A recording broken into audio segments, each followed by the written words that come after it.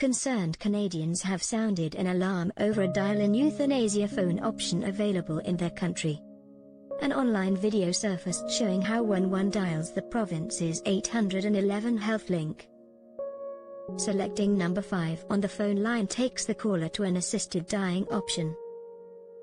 It does not make sense to greet people with a message that could potentially imply that suicide is an option, Saskatchewan's Minister of Mental Health Everett Hinley is quoted as saying to the CBC.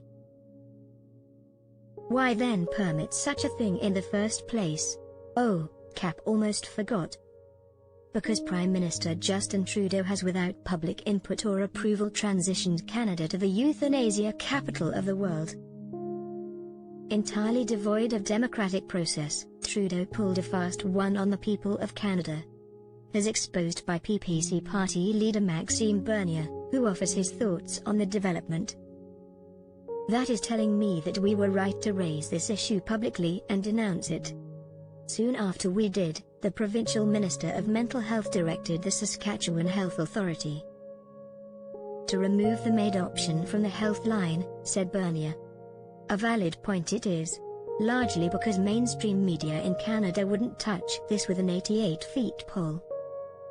The same applies to the Liberal government's policies on life, death and sexual sterilization. Euthanasia, abortion, transgenderism. For Prime Minister Trudeau, these are fundamental tenets of social policy in Canada. Vote for us, and we will erode the demography of the Canadian born through abortion policy. Place your ballot with the Liberals, and they will minimize the existence of elderly old-stock Canadians. Adopt our progressive policies, and witness as old-school Canadians become sexually sterilized through gender therapy and transgender surgery. Liberal snowflakes are buying into what is surely a replication of life and death policies instituted by fascist governments of the 20th century, upon which Prime Minister Trudeau blessed Canadian society with an implementation of sunny ways.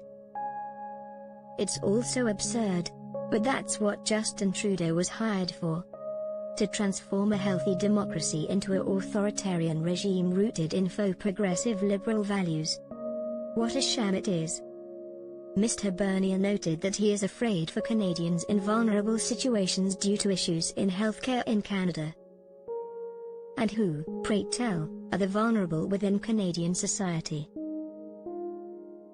The Liberals say it's our suffering, oppressed communities, Sikhs, Muslims, homosexuals, and transsexuals. Cap disagree, countering that in reality, the vulnerable in our country are Canadians of European origin.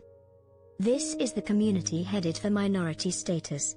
500,000 migrants imported each year attests to this reality. Also, unlike Muslims, Sikhs, Chinese and other migrant communities, Anglophones are disliked by the Trudeau government, vilified by political leaders like Trudeau and New Democratic Party NDP party leader Jagmeet Singh. White Canadians are being corralled by government into a political pigpen. Media say nothing. They are being paid by the Liberals to obscure our eventual free fall to the basement of society. The Fed's life and death social policies are helping to pave the way. Alex Scudenberg of the Euthanasia Prevention Coalition recently noted how assisted suicide deaths in Canada have jumped 32% from last year. Social isolation and loneliness require a compassionate, caring community, not death by lethal injection, Scudenberg said. In Comrade Trudeau's Canada, this and 2 loonies will get you a cup of Tim Hortons coffee. Legacy media fail to articulate a fundamental of liberal policy.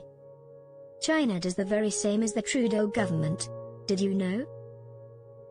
Very few nations on our planet offer abortion at full term. The ones that do include China, North Korea, Singapore, and Canada. A warm feeling fills the minds of the public. Are you saying that Canada is in the same league as the North Korean dictatorship?